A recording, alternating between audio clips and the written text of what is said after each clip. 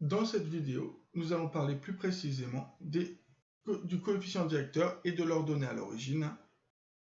Donc petit 1, coefficient directeur. Propriété. Soit un repère OIJ, la droite D non parallèle à l'axe des ordonnées passant par les points A et B distincts, a toujours pour coefficient directeur la formule qu'on a finalement trouvée quand on a fait la preuve.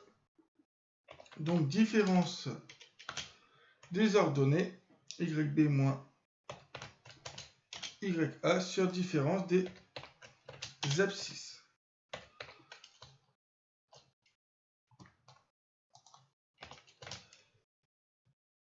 Alors pourquoi on fait d'abord B moins A? Tout simplement parce qu'on veut finalement ne pas perdre de vue que pour les vecteurs, c'est obligatoire. Pour un coefficient directeur, si vous me faites YA moins YB sur XA moins XB, ça sera bon. On ne vous comptera pas faux. Puisque la droite AB et la droite BA, c'est la même chose. Par contre, le vecteur AB et le vecteur BA, ce n'est pas la même chose. Donc, juste pour vous habituer à toujours faire extrémité moins origine, on fait la même chose pour un coefficient directeur. Alors ça, je vous ai dit, c'était la différence des ordonnées. Alors, en mathématiques ou en physique, on peut l'écrire delta Y sur delta X. Et moi, je vous avais déjà donné la formule en donnant des mots français.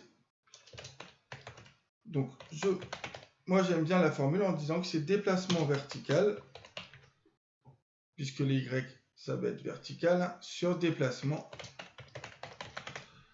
horizontal.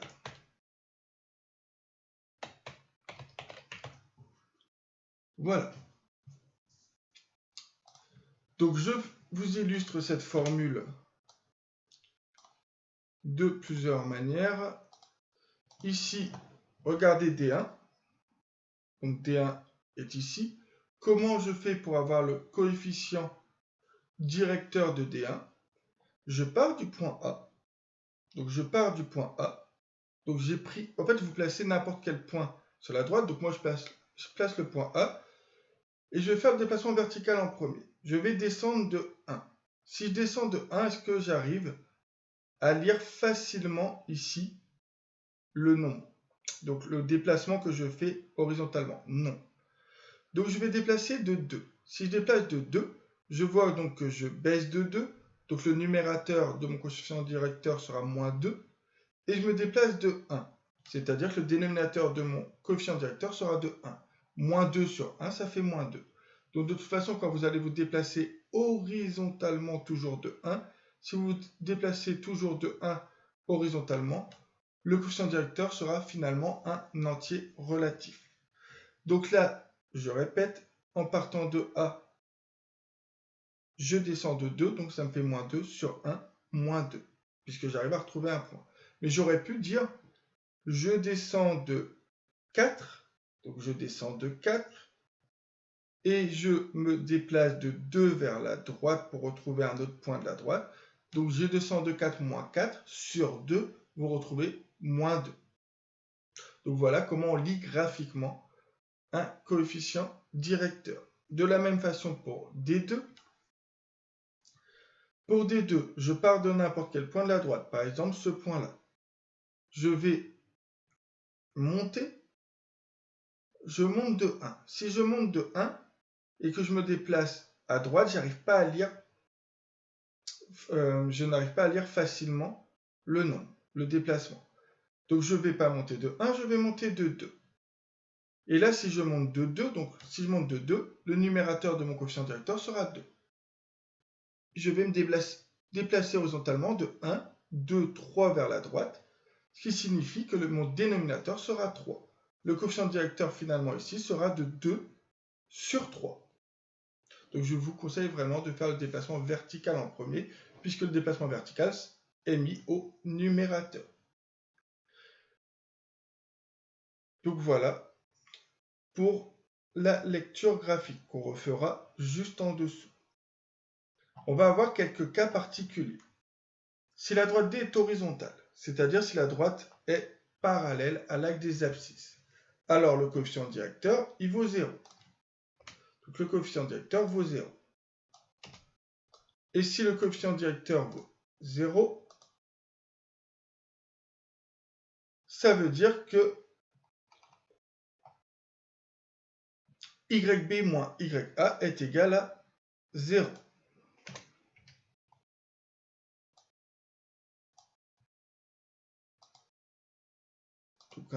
Vous avez le coefficient directeur qui est égal à 0. Pourquoi? Parce que donc la droite est horizontale, ça signifie que A et B ont la même ordonnée, ce qui signifie que YA égale YB, ce qui signifie que la différence YB moins YA est égale à 0. Et donc on retrouve bien le coefficient directeur vaut 0. Donc voilà comment on le justifie. Alors voilà. Voilà un dessin qui l'illustre très bien. Et si la droite D est verticale, alors le M n'existe pas. Donc, vertical, ça signifie quoi? Ça signifie que la droite est parallèle à l'axe des ordonnées. Sauf que, regardez, si la droite est parallèle à l'axe des ordonnées, c'est-à-dire que XA égale XB. Donc, si XA égale XB, XB moins XA est égal à 0. Vous savez très bien qu'on ne peut jamais diviser par 0. Donc, lorsque la droite est verticale, c'est-à-dire parallèle à l'axe des ordonnées, vous n'avez pas de coefficient directeur. Application numéro 2. On va apprendre à trouver des équations de droite. Donc là, ce que vous allez avoir, c'est ma rédaction. Donc ça va être ma rédaction. Il est possible qu'un autre professeur fasse une autre rédaction. Je vous laisse juger de la rédaction que vous allez faire. Surtout, ne contredisez jamais votre professeur. Donc, soit A et B, 2 points. La première chose qu'on va vérifier, avant de faire énormément de calculs, c'est déjà, avons-nous la même abscisse? Nous n'avons pas la même abscisse. Si nous n'avons pas la même abscisse, c'est que la droite ne sera pas parallèle à l'axe des ordonnées. Ça veut dire qu'on peut calculer le coefficient directeur. Avons-nous la même ordonnée? Donc, nous n'avons pas la même ordonnée. Ça signifie, donc si on n'a pas la même ordonnée, ça veut dire que la droite n'est pas parallèle à l'axe des abscisses. Du coup, on va l'écrire puisque on n'a pas le choix pour calculer un coefficient directeur de vérifier que XA est différent de XB. Ça, c'est une vérification obligatoire. Et vous pouvez rajouter et YA différent de YB. Donc ça, je le mets entre parenthèses car cette vérification n'est pas obligatoire, mais elle est bien utile. Ainsi,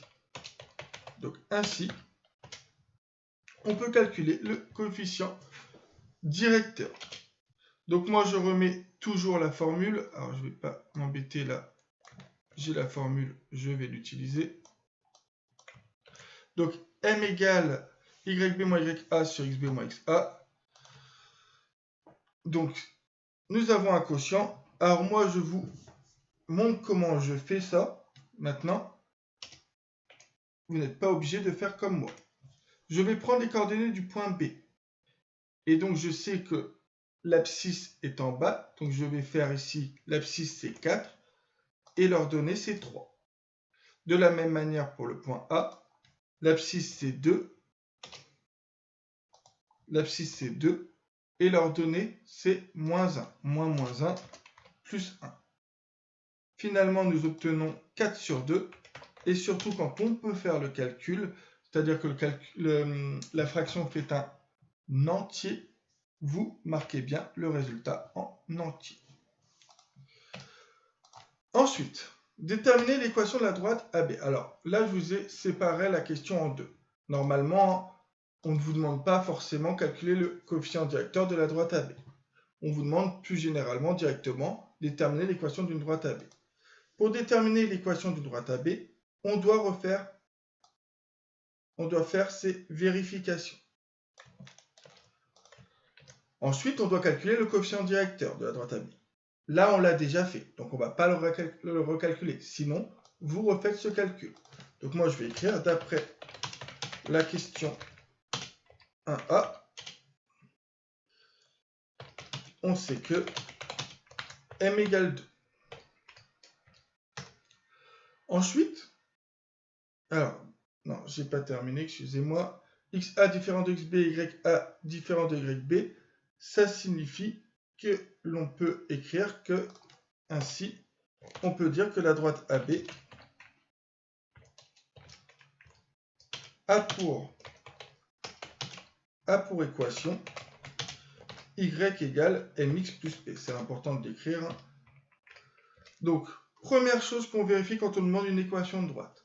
Si on a on vérifie qu'on n'a pas la même abscisse. Vous verrez, on fera un exemple tout à l'heure où on aura la même abscisse. Donc, on vérifie qu'on n'a pas la même abscisse et on peut vérifier qu'on n'a pas la même ordonnée. Si on n'a pas la même abscisse ni la même ordonnée, ça signifie que la droite AB a pour équation y égale mx plus p.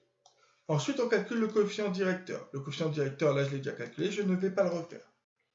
Ce qui veut dire que la droite AB, donc ça signifie que la droite AB, alors A pour équation, je vais le résumer par deux petits points.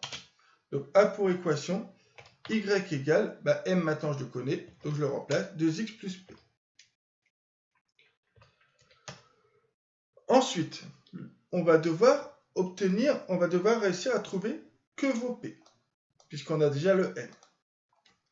Et bien on va se servir de la seule chose on va se servir des seules choses qu'on a.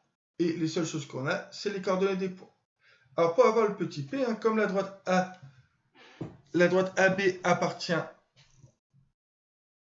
comme les points AB appartiennent à la droite AB, pour avoir petit p, on peut se servir soit du point A, soit du point B. Je vais, moi, me servir du point A ici.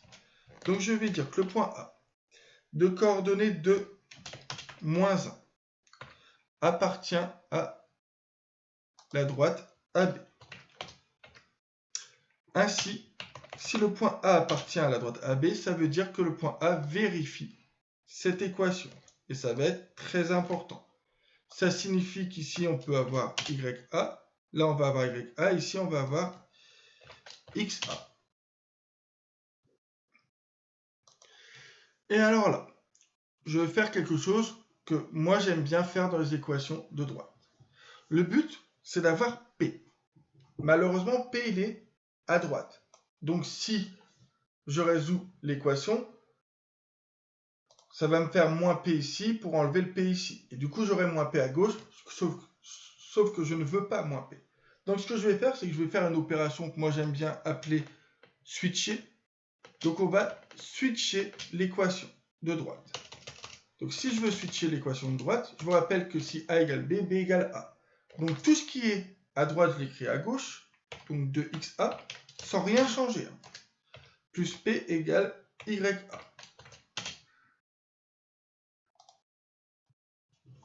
Donc, ça, je l'ai mis à gauche sans rien changer. Et ça, je l'ai mis à droite sans rien changer. Ce qui me permet d'avoir déjà le P égale quelque part. Maintenant, vous n'avez plus qu'à remplacer. Donc 2XA, ça fait 2 fois 2. Donc je vais mettre toutes les étapes. Donc 2 fois 2. Plus P égale moins 1. Ce qui fait 4 plus P égale moins 1. Ce qui fait P égale moins 1, moins 4, puisque je fais moins 4 à gauche et à droite, pour finalement avoir P égale moins 5. Vous avez maintenant P. Ça serait dommage de ne pas conclure. Donc, conclusion. AB a pour équation. Donc, A pour équation. Y égale, M on l'a, c'est 2, X moins 5. Donc plus moins 5, ça fait moins 5. Et nous avons terminé. Maintenant, je vais vous montrer quelque chose. Je vais mettre ici ça en rouge. Pourquoi? Parce que quand on sera dans le cas où XA est différent de XB et YA différent de YB, on devra toujours écrire ça. Ensuite, on devra toujours écrire la formule. Puis après, on remplace. Ensuite, on écrira toujours ça, à une exception près, ce deux-là. Donc ce deux-là que je laisse en noir. C'est-à-dire, tout ce que je mets en rouge ne changera jamais. Alors n'oubliez pas qu'il faudra mettre ça ici. Il faudra faire le calcul ici. Ensuite, on prendra toujours un point. Alors ça ne sera pas toujours le point A, donc je ne le colorie pas. Et on écrira toujours ça. À une exception près, ici on n'aura pas toujours 2. On n'aura pas toujours le point A, on pourra avoir le point B. Donc ça c'est en noir, ça c'est en noir. Ensuite, moi je vais toujours switcher.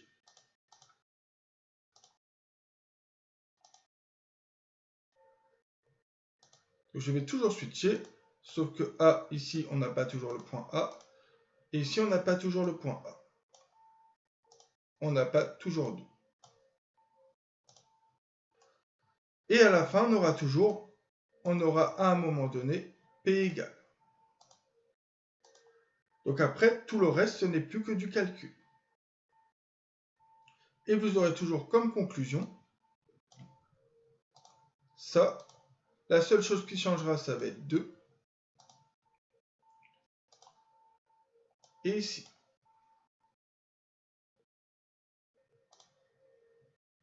Voilà. Tout ce qui est en rouge, c'est une méthode pour déterminer une équation de droite dont les points, dont les abscisses ne sont pas égales et dont les ordonnées ne sont pas égales. Maintenant, que se passe-t-il si on veut déterminer l'équation de la droite AC? Donc si on veut déterminer l'équation de la droite AC, de la même manière, donc je vais rappeler quelles sont les coordonnées du point A ici. Les coordonnées du point A dans l'exercice, c'est ça. Donc A, c'est ça. Et C, c'est ça. Alors vous, normalement, vous ne les recopiez pas, hein, les coordonnées. C'est juste que moi, c'est pour mieux visualiser. Première chose à vérifier, avons-nous la même abscisse? Eh bien là, oui. Donc nous avons la même abscisse, on le dit. Vous avez XA qui est égal à XC. Bah, l'exercice est terminé. Si on a la même abscisse, on sait donc du coup que la droite AC a pour équation, d'après le cours, hein, a pour équation une droite, enfin a pour équation x égale, et x égale quoi? Bah, x égale XA qui est égal à XC, c'est-à-dire égal à 2. Et vous ne faites rien d'autre. Donc ici, vous avez une droite qui est parallèle à l'axe des ordonnées.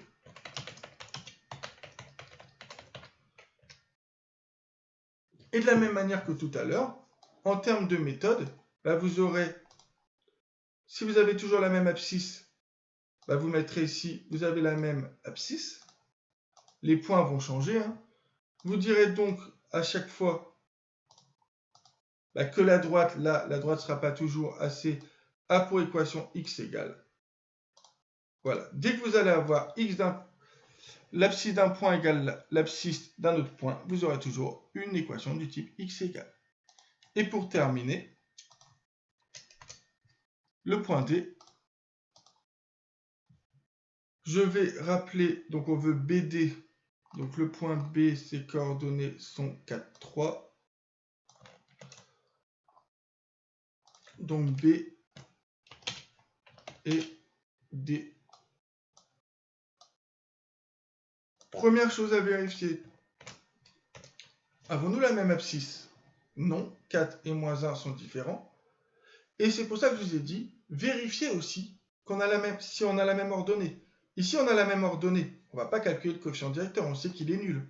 Donc on va dire YB est égal à YD, qui est égal à 3. Donc la droite BD a pour équation, Y égale, et Y égale quoi? Y égale 3. Vous obtenez une droite qui est parallèle à l'axe des abscisses.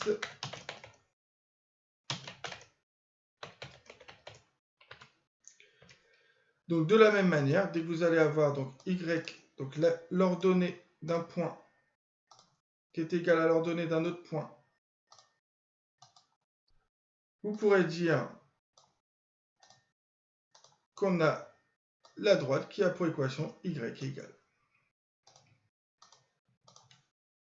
Voilà les 3 cas qu'on a pour avoir une équation de droite. Donc, premier cas, les abscisses et les ordonnées sont différentes, vous faites tout ça.